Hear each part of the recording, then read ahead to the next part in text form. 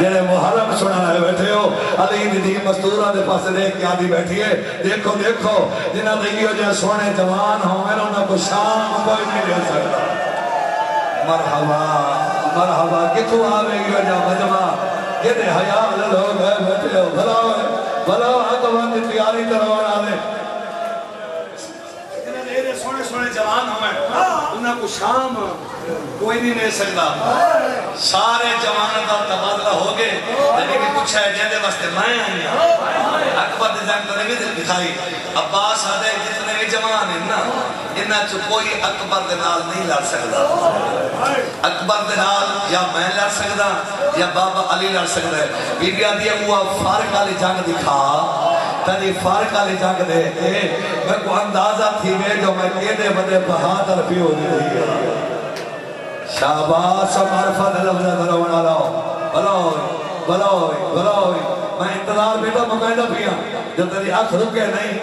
یہ جنگ شروع ہوئی ہے عباس وار کیتا ہے اکبر روکا ہے اکبر وار کیتا ہے عباس روکا ہے میری سینڈ کوئی نہیں بیٹھی اما فضا یہ جو لڑدے بندر میں خلاص کینا جو اکبر کیڑا ہے عباس کیڑا ہے مرحبا مرحبا جنہیں ہاتھ باتنا مسئول دے پہن شالا اکبر دے نام ہے شالا آپ نے کہیں کا بھی نوٹھے عباس عظمت عدلہ کے دسائن راضی ہیں بی آدھی یقیناً اکبر بالکل تیرے نال برابر دا جگاوا رہے عباس ہاتھ مر کے دسائن